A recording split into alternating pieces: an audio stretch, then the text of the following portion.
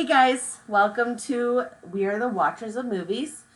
Just so you guys know, we have kind of a weird schedule coming up. I have a couple weekends which I'm a little bit busy and I'm going to be out of town, so we are going to do our best to get you a episode by the end of this month other than this one that we're posting now. So just stay tuned. Okay, and today we're doing The Mummy from 2017. Not the amazing 1999 version, which is my favorite. I'm Lauren. I'm Samantha. All right, let's start. So, I have to adjust again. First thing, classic adjust part of the podcast. Yep. If we timelined it out, the introductions, adjustments. Yep, exactly.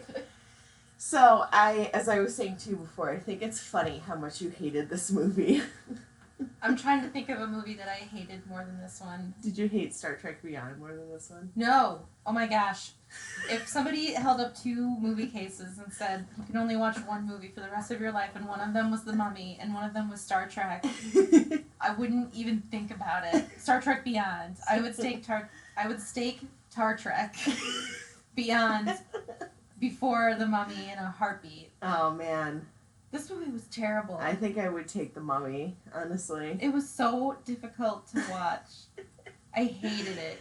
And when you texted me about the whole thing with the veiled comments about Tom Cruise's virility, dude, so cringy and gross. It was so weird. And there's a part where he's like 15 seconds or whatever, and I was like, or 12 seconds or whatever. I'm like, so him and this archaeologist woman have an off-screen one-night stand that happens before the movie starts.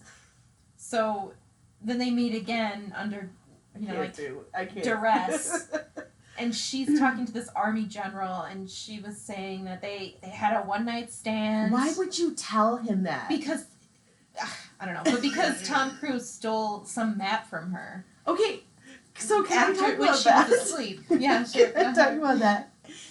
This dumb ass woman, okay, has this map, and I'm sorry, whatever. I'm all about women, owning their sexuality, it's great. However, this woman is a dumbass because she has this map that is probably likely the only map in the world of this place that she has to go. Seems like it's the case. Right, and it's a really valuable thing that she needs. So she just leaves it on the counter? Also, she doesn't put it in a safe? Thank you. Yeah, a safe. But here's something else. If I was a woman, I think I'd rather, well, I don't know now that I'm saying it aloud, but I think maybe going to the man's hotel would be better because then you don't have a man in your hotel room that you have to kick out. But then I guess who knows what's waiting for you at his hotel room. But that's true. So many things went wrong, and we didn't even get to see any of that situation. Not that I wanted to see a sex scene, but I just mean we didn't get to see them meet. We didn't get to understand, I had no idea that Tom Cruise was a bad character until she told me, so I don't know who to believe. Right. And I don't know how much they actually connected during this tryst that led to the one-night stand. Well, apparently it was only 12 seconds of connecting. I guess. So I don't know why they decided to just allude to it and then make weird jokes about how he didn't last very long. Yeah, that was super weird. Because I don't have any connection to their connection, so I don't know the truth. Because all I know is her word versus his. I'm not sure, like you said, why she would have this valuable map just laying around and she would just bring a random man back to her hotel room. Yeah. And I don't know anything about Tom Cruise's character, so I don't care about Tom Cruise's character. Well, and that's the thing is that I think that's what they do in the majority of the film is that they don't really give you... the only character I cared about was Amonette. I thought she was awesome. I was like, the Mummy is so cool. I wanted her to win. I wanted to talk to you about that because I really, really liked her backstory prior to... Me too. This is where my main issue with the movie came because the movie started and I thought her backstory was super interesting. So she's this princess in Egypt. She's being bred. She has a blood right to become pharaoh. She's the only daughter of the pharaoh. And so she's raised with the expectation that she's going to lead someday. And then when she's an adult, he has a son. And so that's a really good story. That's a really good base. And I really like that. And she's tough. It shows her sort of fighting in a she's awesome. controlled environment. Yeah, she's She's really cool. And then the baby is born, the son is born, and then immediately she makes this deal with the god of death. And she goes bananas, and I no longer care about her character anymore. Oh, I like her. She grows 2 pupils, which means she's crazy. And I don't know how she's not puking as soon as she, opens her eyes after growing 2 pupils in each eye. Each eye has 2 pupils, so why is she not nauseated? That's a really good observation. I didn't even think of that, but you're right, because she would be like, whoa, I can see everything. I have 2 fields of vision in each eye, so I'm looking at 4 fields of vision. Yeah, well, and you no longer have the, what is it, blind spot or peripheral? Yeah, peripheral, because you can horse. See. Yeah, you can see everything. And then she just goes on, this mystical killing spree, and I don't feel anything for her. Well, there's no reason for her, there's a reason in that she kills, she wants to be Pharaoh, but I don't know. It was so contrived and lazy, and it wasn't well done, and it was just I agree. And I think a better storyline for me, because a story in ancient Egypt... I do notes, so let me bring okay. A story in ancient Egypt, I think, could be really interesting, because there's not many done, especially about a woman in power. I think that's interesting. But as soon as she got mystical powers and she just used them to go on a killing spree, and she killed her father, she killed the baby, she killed the baby's mother, and then she was gonna, kill her boyfriend so he became immortal, but the guards killed him. Sense. They never explained that until the end of the movie, so I was like, whoa, she's gonna kill that man that she's, laying on top of? Yeah, and he's never introduced at all. Never, ever. Ever. He's just, some random guy that she's like, I'm gonna make you immortal, and you're gonna become... the god of death, which I was like, if that's not the worst thing that happened to you, you would have control over death, which is pretty cool. I'm not gonna lie. I was kind of when she was offering that to Tom Cruise, I was like, take her. I was like, you get to be the god of death. I like that voice. I just think I would have liked it better if she was a normal person for a little while, and I think it's fine that she killed, I didn't mind that she went on the killing spree, because, she's got to take her throne by force, but what I minded was she became this weird creature, and I no longer empathized with her anymore. Yeah. The double pupil, it's it doesn't make any sense that she would have double pupils. It's just a way of them being look what computers can do. Yeah, it's, so then they lock her up as the mummy. They mummify her while she's still alive. Yeah. And so then that's where... Hold on, I forgot that I have my notes in 2 different places. So I just thought her story had potential, but they just made her crazy so fast that it really bothered me. Because how do you empathize with this mystical being who is now bananas and killing people without remorse? And there's a fine line, because if she hadn't become this mystical creature and still killed, I think I would have been a little bit okay with it, because I would have been like, oh, she's a normal person still. But and then they don't. No, it makes sense, but they don't really even explain why does she become mystical. Does it do that? Well, she did that weird ritual where she cut herself and then she bled into the bowl of, I don't know, porridge. I don't know what it was. It was a weird liquid. And then death showed up in Egyptian physical porridge. form. And all those dead crows came to life. Right. And then she started screaming, and then she grew a second pupil in each eye. Mm-hmm. And then she got mystical tattoos all over her body. Which I like the tattoos. I thought cool. She looked pretty sweet. I really liked her eye makeup. Me too. If I could get away with that Egyptian eye makeup, I would do it. Yeah. Because I thought it was really sweet. It was very cool. Yeah. I like the actress. I like Sophia Boutella. She did a good job. Yeah, because she was in Kingsman. She was the girl that had the amputated legs, that she had the knives in the end of her legs.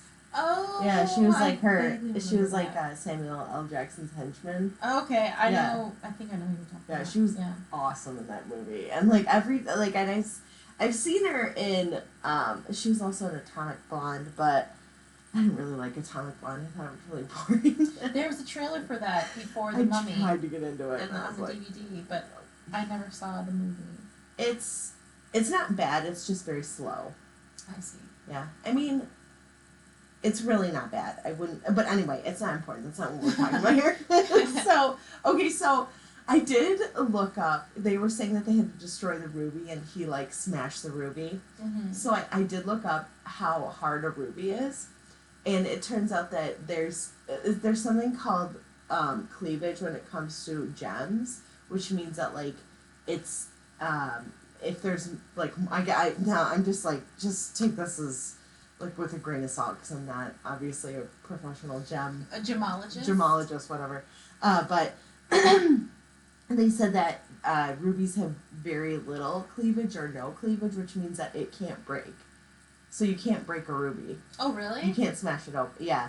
So it are was rubies like on like a diamond scale? Are they close to diamonds then? No, I think they're a little closer to diamonds. That's yeah. interesting. So I was like, That's because more I was interesting than the curious movie. about. Yeah, I was curious about that because I was like, wow, he broke that really easily. And then I was like googling. I was like on the computer while I was watching it because I had already seen it in theater, so I already knew what I was,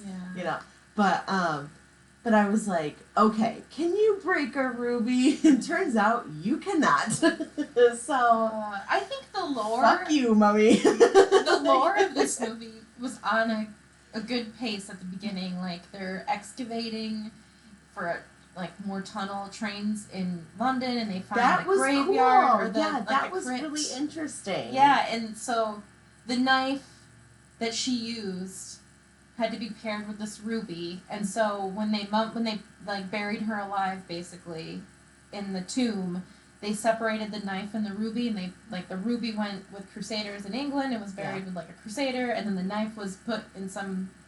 Weirdly, the knife was put in a temple in England as well, I guess, because when they were in England, Oh she yeah, that's like right. It broke was like that in a statue. church or something. So I don't know why they didn't really separate them that far. I don't know. Well, now that I'm thinking about it, that's not even a good. Like, also, I would put the knife like in the ocean. Or something. yeah. Well, and also like okay, so why would these Egyptians like? Would they even know about England? Oh no, that's right. The Crusaders found it.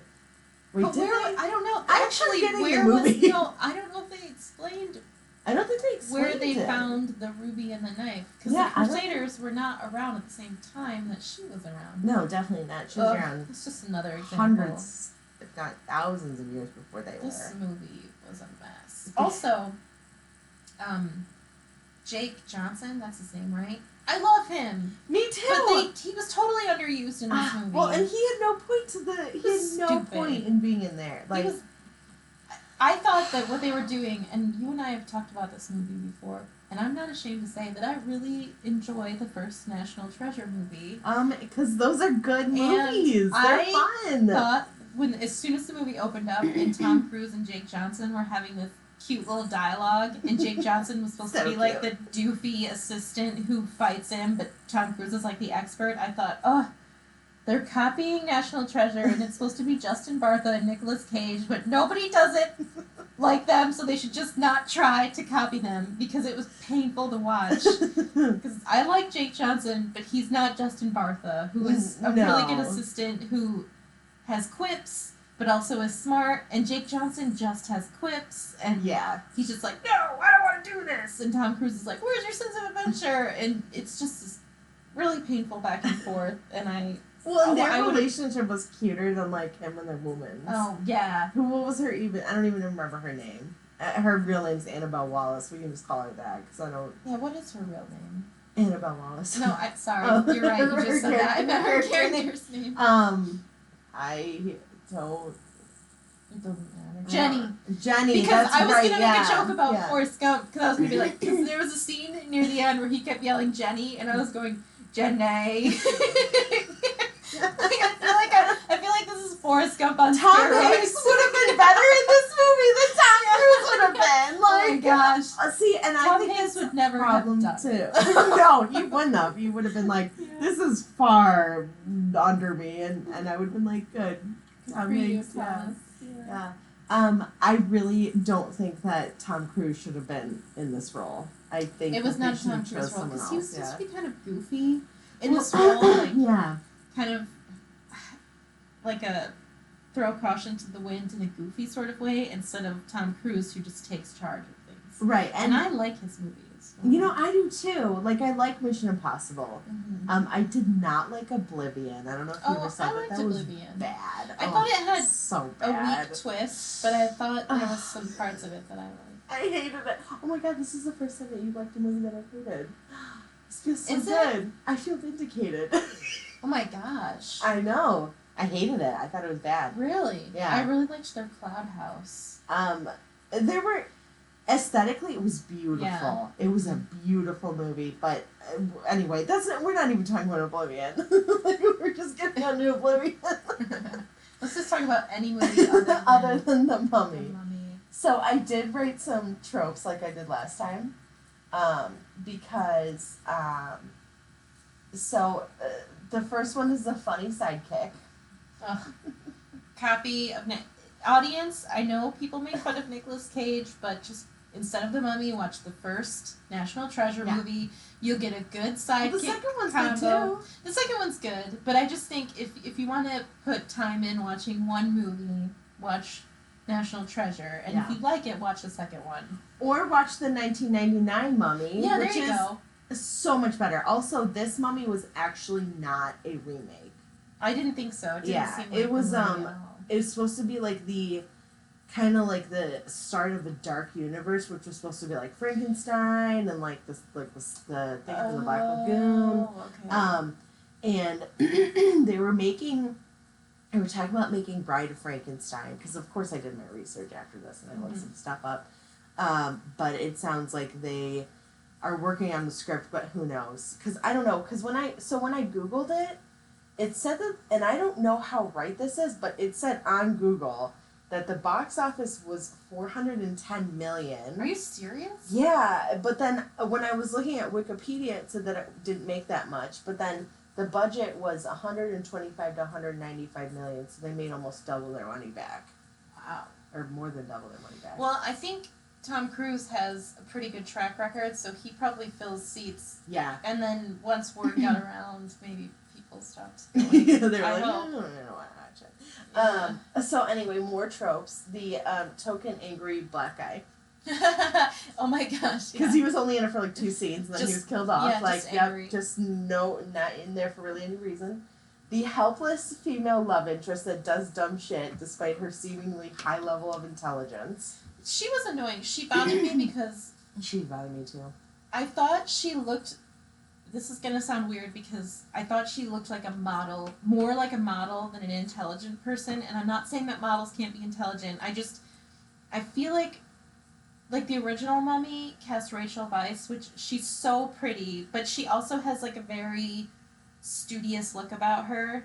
Yeah. And I thought this woman was miscast. They just chose her because she was pretty, but she didn't look like an archaeologist to me. And I'm not sure. I'm not saying that right. Maybe. No. I get what you mean, because, well, and I think that there's more of an appeal to Rachel Weisz than there is to Annabelle Wallace. Personally, I think that Rachel Weisz has this kind of quality about her where she, like, has this almost like wild sense of like, you know, like she just wants to see the world. She's so interested, and like, you know, like, and Evie was such a cool character because, you know, she's like this super intelligent girl, and it's very obvious that she's intelligent because she doesn't like back down for it. She doesn't do stupid stuff. You know, she saves Rick at one point. Mm-hmm. You know, like, and she's not helpless. You know. Right. And in fact, like, you know, the brother is the funny stupid sidekick and everything, but with Annabelle Wallace's character, with Jenny, she was just kind of like Jenny. She was like, her only real reason was to move the plot further, to bring Tom Cruise closer to figuring out what Amonette was about. She really would, like, if you could take her out of there, I mean, it wouldn't matter. It wouldn't really matter. And same with Jake Johnson. Yeah. He didn't have to be in there at all. Like, there was no reason for him. He was like a ghost dude. Yeah. I was like, what the? It was dumb. But they also, you just reminded me of something, they immediately categorized her as a sexual character as well. And that bothers me because Me too.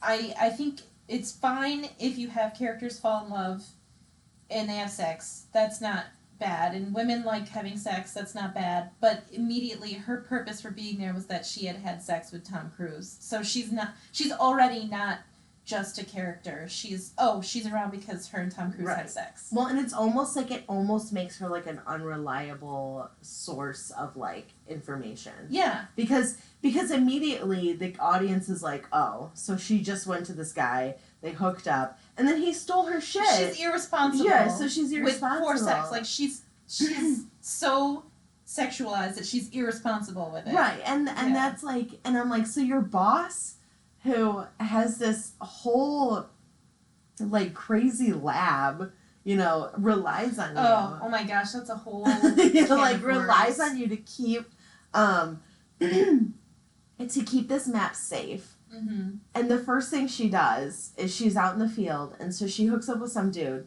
First of all, you don't even know where they met. Like, where they? We don't know anything about him. Yeah, and she somehow tracks him down. I don't know, but also like, well, does she have his like GPS coordinates? I assume that she had looked at the map enough where she had sort of known the area, Yeah. so that's probably how she found him because she knew he stole the map. So she probably just went to the area that the map had portrayed. Do you know what I mean? Yeah, but like I arrive there at the same exact time that he was there, dumb. like it's just she's like, oh, there you are. Like I'm like, oh my god, it's kind of a gross way to portray a woman. It is because she's like, and I sort of. No, I definitely balk at like Tom Cruise is so irresistible that even the most professional of women can't stop themselves. I mean, no, really? I don't think so. Like, I don't think so either. He's kind of a cad in this movie. He is, and he's fine. He's a normal, fine-looking gentleman, I guess you'd say. I don't think he's a gentleman, but like in the movie, but he's just he's a man. Right. He's a man, and she's a professional woman. And I'd have to see their interaction for me to believe that she's anything but just a sexual character. Right. Yeah, and that's and they didn't show us that. No, they didn't, Yeah. and they didn't show any sort of redeemable quality about her that made her more interesting. There was nothing. It was just kind of like she's there, she fucked this dude, and he stole her map. Okay, cool. Like, well, that's a dumb thing for you to do. Like, you don't have a safe in your hotel room. Like, that just drove me nuts. I was like, I know, I agree with you. Well, it bothered me that she didn't bring him back to her hotel room to begin with, because that's... Me too! I don't know, you're supposed to be this smart woman.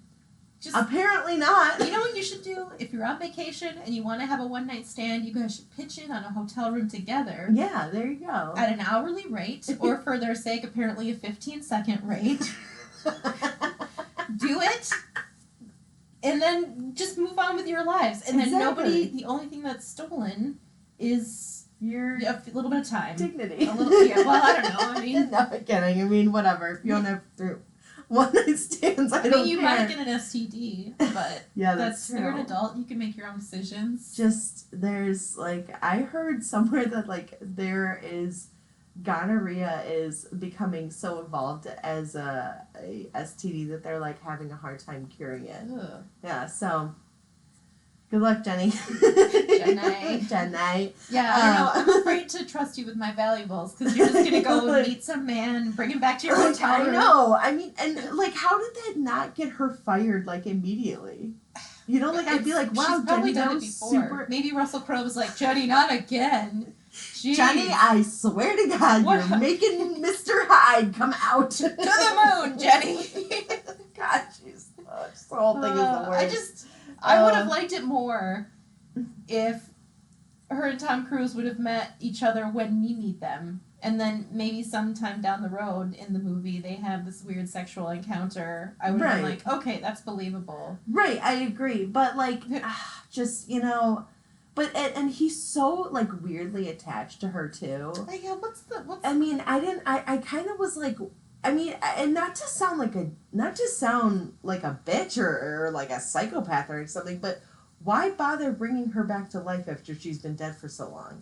I don't know. I don't get that either. Like, I thought at the end when he got those powers, I thought they did this weird flashback for him where she was like laying in water, and then they did weird flashbacks in this movie, or weird like flash forward vision sort of things. And I thought the implication of that was that she had been dead too long and he couldn't bring her back. But then he brought her back. And I know he's the god of death, but like, does that mean he can bring people back to life too? Apparently. I don't know. Nothing about it makes sense. So mad at this stupid movie. Okay, so I have other stuff. Other tropes. The lead male doing stuff that's supposed to come across as charming but is immature. Oh, yes, really immature and Yeah. not charming. No, it's not charming Which at is all. what you just said, and I said it in the opposite, but I was agreeing with you. Actually, you made me think of something. When the tomb gets uncovered, and they go down in there, Mm-hmm. and Jake Johnson's like stealing necklaces from the bodies, and Tom Cruise is sort of looking around and trying to figure out ways that he can, I don't know, wreak havoc and steal things, because he's apparently Lara Croft. He's apparently a Tomb Raider, which bothers me because... Let's get into that too, because... Yeah, well, what bothers me more is that he is a thief of antiquities. But I would like to think Lara Croft has an appreciation for antiquities. Right.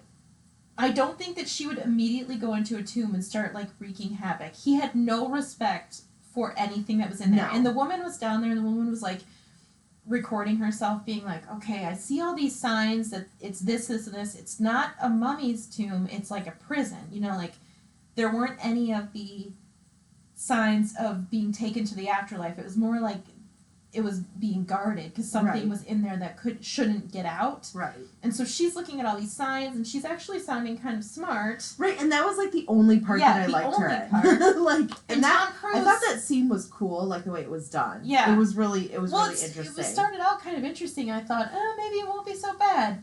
But Tom Cruise has no respect for any of it. He No. just goes in there, and he's just, I'm going to take charge, and I don't care what happens. The room could have caved in on them. He did no research. He had no idea what. He just shot that rope, and then it made all these...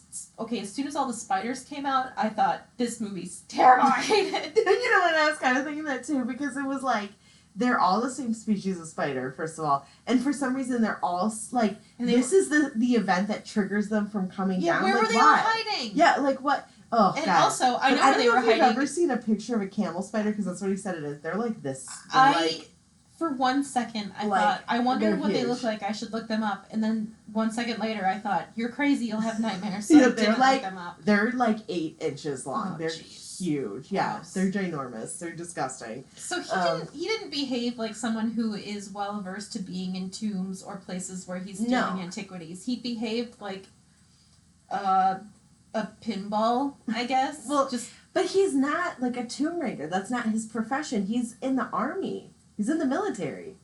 did I miss that? Yeah, the guy, the token. I thought Jake Johnson was in the military. I No, didn't they realize. both are. Oh. Yeah, because the boss, he was like their sergeant, or he was a sergeant or something.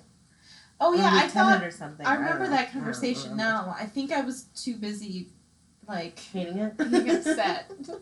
Because now I remember that, and okay. Yeah. Because they did have the radio, and they called in the airstrike, which uncovered the tomb and everything. Right, yeah. But also, okay, so Jake Johnson's character dies. Vale is his character's last name. I can't remember his first name, but Vale. He dies, but you don't see why he dies, because they say that the camel spiders are not poisonous. He gets bitten by one, but he doesn't die from the bite because they're not poisonous. I assume they were mystical camels. Of course. So he dies for some unknown reason, and it's just like, okay, like there's no explanation as to Yeah. why he dies. Like he doesn't die from a spider bite because it's not lethal. But as soon as the spider bit him, he starts acting weird, and Yeah. I thought, oh, Jake Johnson's gonna die? Yeah. But no, don't And he worry. came out as a ghost. Listeners, don't worry. He became a zombie. Came with zombie A zombie ghost, yeah. Okay, so that's, oh wait, let me just. So now I feel like I misunderstood. Maybe Tom Cruise wasn't supposed to have a fascination, and that explains why he was such a hothead in there. Yeah, I think that's what it is. Because in the beginning of the movie, he's like, I got the treasure map, and it says there's treasure, and so I was led to think that this was his. No, this is what he did. He was in the military. Never mind. And then he was like never. So, okay, wait. So let me just finish this really quick. So the lead male being quick at sex is also a trope, and waking up in a morgue. Oh yeah. Yeah, it's a little tropey. Waking up in a morgue. That's and all I why have. is he I don't know naked? if there's. Are people in morgues naked? I think so. Yeah. Oh, okay. Yeah. I thought it was just. Because they're doing like what they do is the like Y incision, so they do it across like the what are these called, collarbones, and then like towards the bottom, and then that's how they like get like, and they break open your ribs and everything, and they get out the heart and all the organs and everything. Oh Yeah. Okay. So, but so the whole military thing. So the boss dies, and that's it. You never hear about him again, ever at any point. And then you never hear anything about them being in the military ever again. They're just never mentioned. I think that's also why I was so confused. They thought he was dead, though. They did think he was dead, but he came back to life, so you'd think the hospital would be like, well, scratch that, he's not dead. And him covering his junk was very tropey, too. Gosh. He's all embarrassed and covering his junk. I was like... Oh, like no one's ever seen We've all seen it, Tom Cruise. Like, I know, it's dead. Like, yeah. God, just... I wrote all a bunch. I think that's all I have. Let's just talk about for tropes. Or yeah, just for notes. Just for notes, really. I didn't really. I kind of just did the whole like memorizing thing. And so, anyway, so she comes back, or Amanette is released, and or whatever. Because Tom Cruise is the one who released her, she's chosen him to put like the demon in, or the death it's set, thing. yeah, the god of death. So my question is, if a woman had released her, would this be the same thing where she would be like, "You're my chosen one"? Because I wish that had happened. That would have been interesting. Yeah, like I would have respected the blonde woman more. Me too. Yeah, I think it would have been way more interesting if she was like, "You're gonna be my lover, and now we're gonna be together." Blah blah blah. Like, but I mean. It was like, of course, it's Tom Cruise, and everything that Amanette did, like when she was like sucking the soul from the body. Yeah, she became like a weird vampire thing. Yeah, it was like, it was sexualized though. Yeah, you know, like she was. The women in this movie are only sexual beings. Yeah. Yeah, they're not well-rounded. They're just there for sexual, like visually sexual visuals and sexual acts. Like that is so frustrating to me as a woman. When I watch movies, because, man, all I want are some freaking well-rounded female characters that aren't there just to be, like, sexualized, you know? Like, I'm not asking for much, Hollywood. Are you listening to me, Hollywood? Hollywood? Hollywood! Ring, ring, ring. Hello, Hollywood. Give me that phone. Has something to tell you. Treat your women better. See? Yeah, see? I don't know. I'm like just, oh god, it's just such a bad movie. It's so bad. I feel like they spent a lot of their budget on special effects. Me too. Which I found boring. Well, and the sand face, like, really, is that such a callback to the 1999 version. And they're like, no, it's not a remake. Like, not a remake? Sorry, that was, like, it's just... Okay, so the Russell Crowe character was so fucking stupid. Tipped the scales for me. I almost turned it off. When his part started, I paused it for a really long time because I was just so tired of. It's a loud movie, which really bothered me. Like it's just loud. Yeah. I don't know how else to say it. Sorry, I just totally agree with you. That's why I'm laughing. The plot was so convoluted and so thin. And convoluted that I couldn't care less. No. I had made some popcorn and the popcorn burned super bad in the bag and I was like fascinated by because it was It was almost as if it had gone up in flames. It was so burned. And I didn't have it in for very long. I was standing next to the microwave listening to the pop. You know, you're supposed to listen. It's like a couple seconds. I'd never seen popcorn burn like that, and I was more fascinated by the burned popcorn. So that speaks something. And then I decided to have some Cheez-It Grooves instead. Nice. And then I had some more Cheez-It Grooves. Please, run me through your snacking options of the evening. And then I played some Pocket Tanks against Mike. And then I thought Did you win? It's like, no, I win more than I used to. But it's like 10 rounds in a game, so you go back and forth. So that's fun. Okay.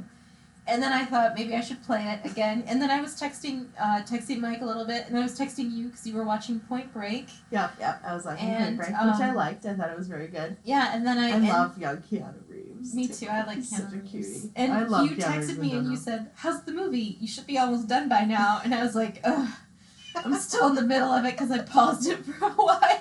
Well, yeah, because you texted me at like 9:15 and you were like, "Hey, I'm starting the movie," and then it was like 11:15 that we were talking, and I was like.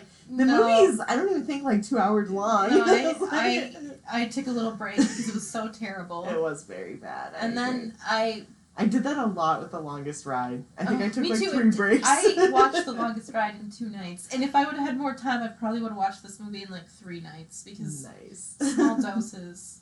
And then I told myself, much like bargaining with myself, I said, listen, just watch the Russell Crowe scene. It'll be over soon, and then maybe the movie will get better. Even though I knew that wasn't the case, I was trying to lie to myself. And the Russell Crowe scene was so bad. He was like Dr. Jekyll and Hyde. He was Dr. Jekyll and Mr. Hyde, Because how did he die? Did he die from like a curse or something? Because he found an antidote to keep him alive, but he would start to die again, and he would get crazy, and he would have to give himself the antidote again. I didn't understand that. Wait, dying? He didn't die in the movie. Well, he was telling Tom Cruise, he was like, I have a story about somebody who was interested in all something. This is going in. Anyway, and he goes, and then he died, and he had an unquenchable thirst for violence. And he like started turning into the other guy, and then he gave himself a shot of some liquid serum. Right. And he became his normal self again. Right. And then later he started doing it again, and Tom Cruise took his serum away from him, and he went crazy, but then Tom Cruise gave him his serum. I'm not gonna beat around the bush. I stopped paying attention for some of it because I couldn't follow it. It was so terrible. No, it was terrible. It was really bad. I mean, and it was like, what the hell is Dr. Jekyll and Mr. Hyde doing in this? It's not relevant to the story in any way, shape, or form. They're like 2 opposite sides of the world and 2 different times. Like, I think Dr. Jekyll and Mr. Hyde was like in the 1800s, you know? And the Mummy's in like, what, the, like, 1000 AD or something? Like, way different worlds. Yeah. But then, so Dr. Jekyll has this like whole laboratory where he's like collecting like these beings that are strange or something, or maybe they were trying to compete with The Greatest Showman. Let's have Russell Crowe have a lab of curiosities instead of a circus, I guess. Or like in Hellboy. Did you ever see Hellboy? A long time ago. They have like it's like a government. It's part of the government, but it's like a whole section for like unique people that have like abilities and stuff like that. Oh. Yeah, because Selma Blair's character could like control fire. Oh yeah. So and they had the fish guy. Yeah. That was played by Doug Jones, and he actually played the guy in the Shape of Water. Oh. Let's talk about the Shape of Water every episode. Here's something. If somebody gave me a choice between the Mummy and the Shape of Water, I would choose the Shape of Water. So good job, the Shape of Water. I like the Shape of Water. Anyway. I thought the Shape of Water had some redeeming qualities. It wasn't totally terrible. It just wasn't my favorite by a long shot, and I didn't like a lot of it either. But anyway, I feel bad even comparing them because they're totally... The SOW, which I like to call it, was just a normal movie that I sort of disliked, whereas The Mummy was a movie that I don't know how it got actively past. Hated? Like, how did it get past certain people? There's got to be gatekeepers in this, whoever produced it, who'd be like, I don't think we should make this a movie. And well, what makes me wonder too is it like a, the producers type thing where you could make more money out of a flop than a hit. I believe it. I mean, it's Tom Cruise. That's so. That's And one of the epic. things that Marvel does is that in order to keep their what is it? Not their license, the but rights. the rights. So like when they made that new Fantastic Four with what's her name? Not Rooney Mara, her sister, Kate Mara, and like Oh, I forgot about that one. Michael B. Jordan, whatever, and it did terribly. Mm-hmm. They did that just so they could keep the rights, even though it wasn't like Really? like just so they could keep the rights. And so they have to make X amount of movies in X amount of time. Yeah, well, they have to make movies about those characters in order to keep the rights. Interesting. So overall, that's why you make more money with a flop than a hit, because overall, all the money that they're making from all the other movies that they're bringing in, Guardians of the Galaxy and the Avengers and everything, they're going to make a lot more money in the long run with those other films and still keep the rights to this one movie. So if they decide in the future that they want to make another Fantastic Four, they can do it, and they'll make hopefully a better one. That's so fascinating. Yeah. So this is kind of because the whole Dark Universe thing was, I think, owned by Universal. So with that, it could be the type of thing where, Tom Cruise is a big hitter. Yeah. He's a big hitter. He will money. bring in the crowds, Mm-hmm. So if they are making a movie that's not very good, but they're making a lot of money from it overall with all the other Dark Universe creatures, then it's worth it. It was worth it, yeah. Here's something that I told you off microphone. Off microphone. I don't know what to say. I can't say off camera. Off the record? Off the record, which I'll say now is if anybody from the Dark Universe is listening, I love Tom Cruise movies. I'm not ashamed of it. I do too. He knows, and I have that. Yeah, he knows. He has his finger on the right pulse. He knows how to make a really fun, entertaining, zany, in a good way movie most of the time. Yes. And I may have seen this movie, except in the trailer, he survived a plane crash. They showed him surviving a plane crash, and that immediately makes me angry. I understand now why he survived it, because the mummy chose him and she protected him and kept him alive or whatever. Which is fine in the confines of the story. Okay, because there's a mystical reason why he survived. Do not show it in the trailer, because I was very ready to never give that movie any money, because I thought, nope, I can't get on board. He survived a plane crash. I don't even care that there's mystical creatures involved. I know the movie's about a mummy. I hate it. Yeah. Just don't make your characters survive a plane crash, because I don't even know if that woman, because he strapped it. Oh, they had the painful scene of the plane crashing and then crashing, bouncing around the cargo holds. Yeah.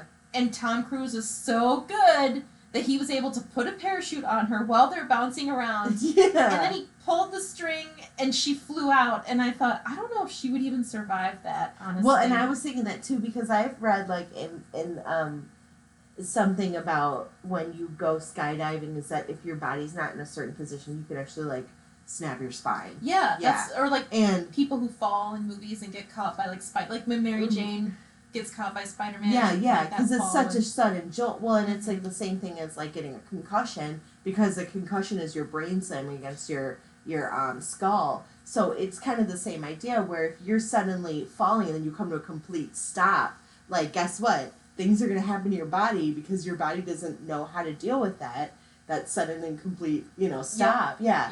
And it's it's like when people say, if someone jumps off a building because they're trying to kill themselves, it's not the fall that kills you, it's the sudden stop, Yeah. Oh, it's okay. So, yeah. And you're right, she might have not survived it. And then they had that one scene where she's like, I know you're a good man, blah, blah, which I kind of was like, yes, it's something that they're showing him where he's kind of a decent person, but then he's like, I thought there was another parachute. And I was like, wow, okay. You could have just let her have that and think that you were a good guy. Yeah. I would have just been like, yeah, I guess I'm a good person or whatever. I would have never said anything if it were me. No. I would have just been like, yeah, I sacrificed myself for you. because I'm a good person. You know, like, even if it wasn't true, but it would make her feel better. Right. And what point yeah. is it? What's the point now? You've survived the plane crash through mystical purposes. Who Yeah. cares if you thought there was another parachute? Right. I don't know. It's just like, I mean, I don't know. I hate it.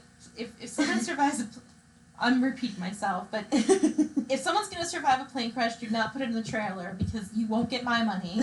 No, you know, well, and it's so ridiculous too. It's just like, you know, it's like, it's not like Unbreakable. You know, did you ever see Unbreakable with Bruce Willis? Yeah. Yeah, where he like is in the train accident and like everyone else dies but him, but there's something special about him and that's why he survives. It's not even that type of thing where like, you know, Tom Cruise has this like magical ability to heal himself. He's just a normal person, other than the fact that he's her chosen one. But she, and you could even say like she at that point wasn't even like alive, you know? Yeah, she was still in the tomb. So how would she make him live? Sarcophagus, I guess is what right. it is, right? Well, and so how would she make him live? I don't know. And also, I don't think she has the ability to bring people back to life. No, because that was his job, yeah, right? that was the once set. Yeah, right. Yeah. So, I mean, there's no logical reason why he should have survived. No. Not that logic is, you know, a big part of this movie or anything, but I'm just saying, like, you have to have it make sense. I don't mind, you bring up a good point, because in Unbreakable, a train accident doesn't bother me as much as a plane crash. Because a plane crash is just too far, unless Sully is the pilot.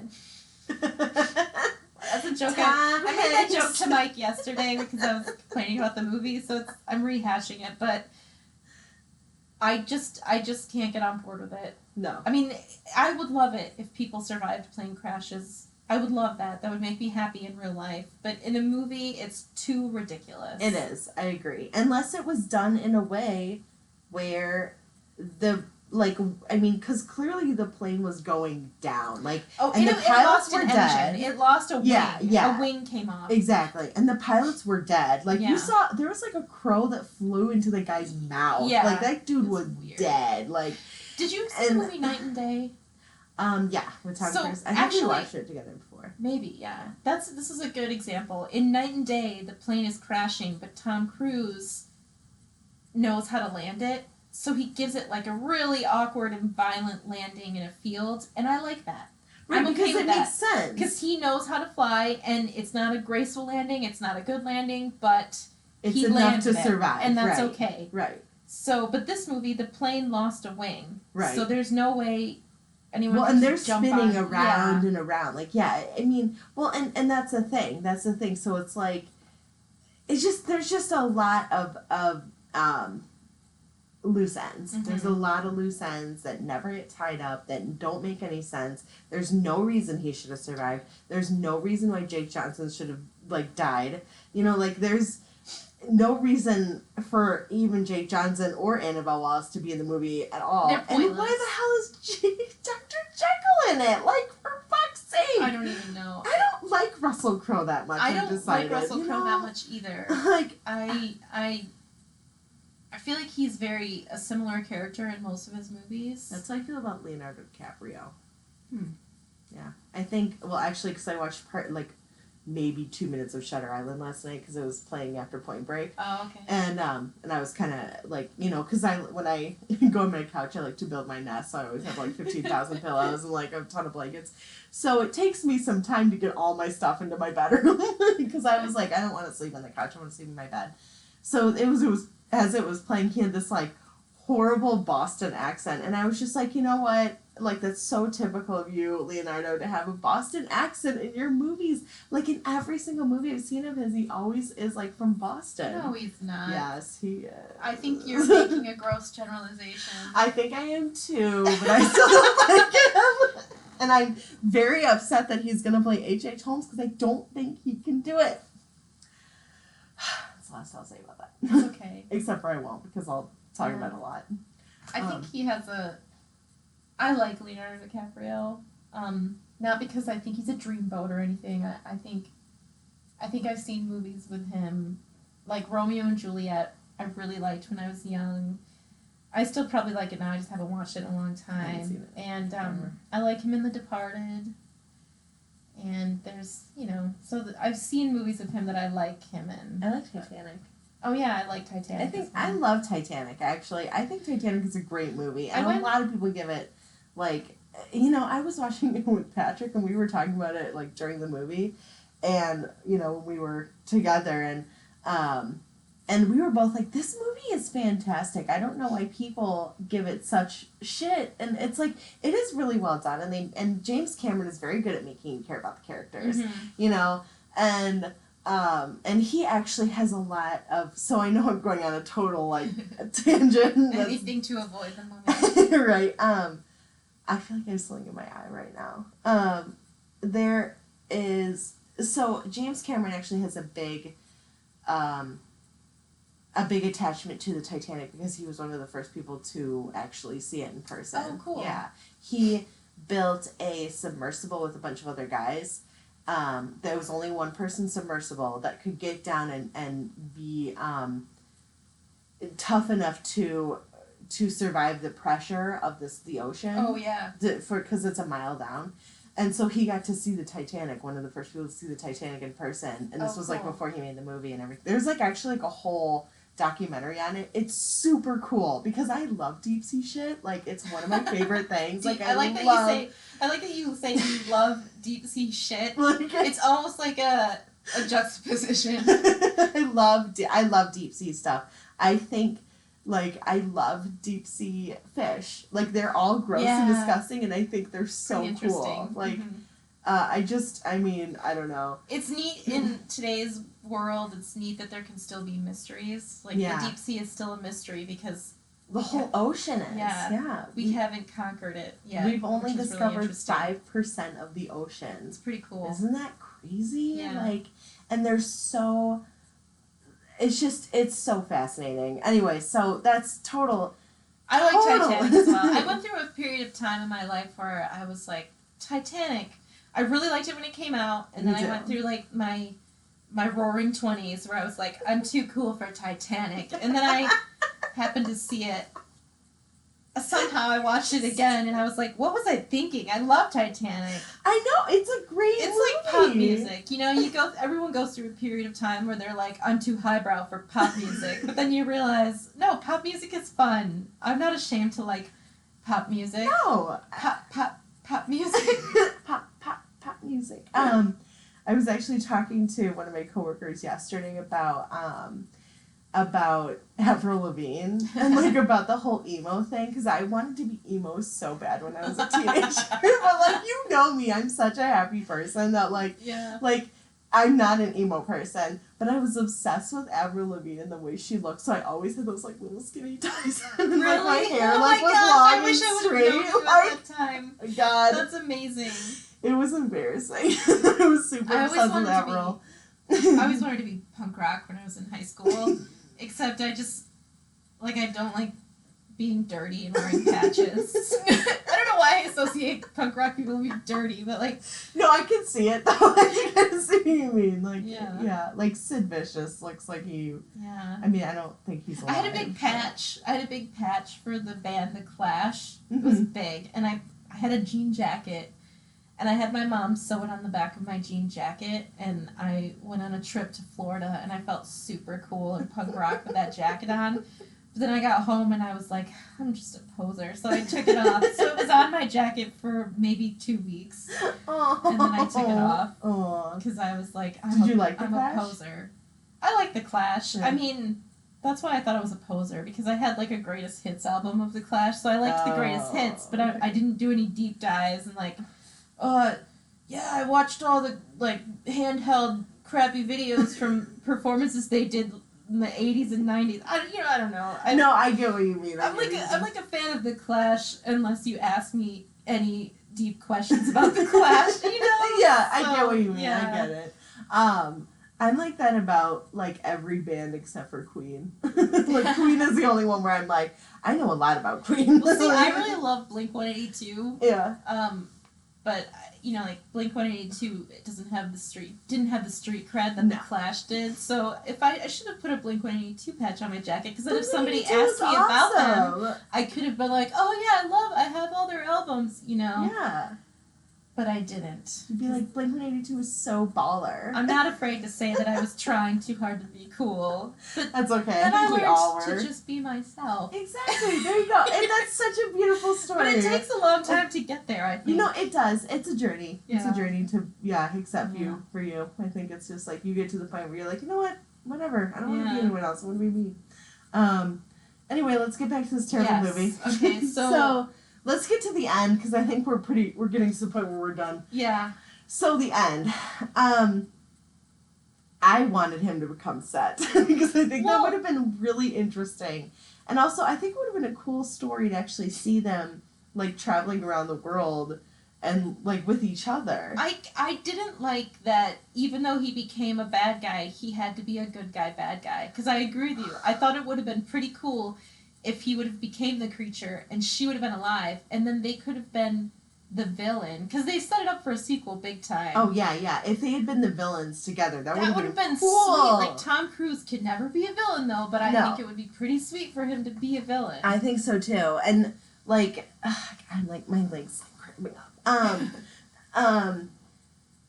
And I just, the whole thing where he brought the girl back to life, I just really bothered me. It bothered me. And then, like, he became, like, a different creature. Yeah, I don't know why. That's something I had a question about. So he got control of the knife. The mummy explained to him, like, I'm going to make you immortal. But he got the knife from her before she could kill him. And then he was going to destroy the ruby so the knife could never be used, so the curse on him would be broken. And then the mummy was like, if you become the god, you have power over death. And he looks over at the blonde woman who's dead and then decides to kill himself because of why? Because they had a one-night stand and sort of a connection. Right. It's like, it seems, well, and also it makes me wonder too, would that have even worked? Because it wasn't really part of the ritual. Like, wasn't she supposed to do it to him? I thought the same thing. Would it have worked if he just killed himself? How did he know to kill himself? Yeah. And that he would become this mystical creature by killing himself. Right. And then he, like, and then when he's, like, trying to get Jenny to wake up. Jenny. When he's trying to get Jenny to wake up, and he's like, wake up! And his whole face, like, turns, like, to this, like, his, and he got the super long fangs. Yeah, that was super weird. And then he's all, like, in the shadows, like, don't look at me, I don't want to hurt you. I don't want to hurt you. And I was like, shut up, dude. Like, I was like, just hurt her, who cares? There's a scene, that scene reminded me of a very specific moment, and if our listeners look this up, I think it's Josh Gad, who played the voice of Olaf in Frozen. I think he was on the Tonight Show when Frozen came out, and he was telling a story about his little girl and how she was, like, quoting the movie. Like, she was really obsessed with Frozen, but not because she liked her father as Olaf, because she really liked Elsa and Anna. And she, like most little girls. His wife, I think, at this time had another baby. And so they were working really hard to make sure his little girl didn't get jealous. And he walked in on her, and she was in her room one day, and her back was turned, and he was like, are you okay? And she goes, don't come any further. I don't know how to control my powers. And she was being Elsa. And in the scene when Tom Cruise was in the shadows, and he was talking to Jenny, and he was like, don't come near me. I don't know what I am. I immediately thought of Josh Gad's daughter, so look up that interview. It'll do more justice.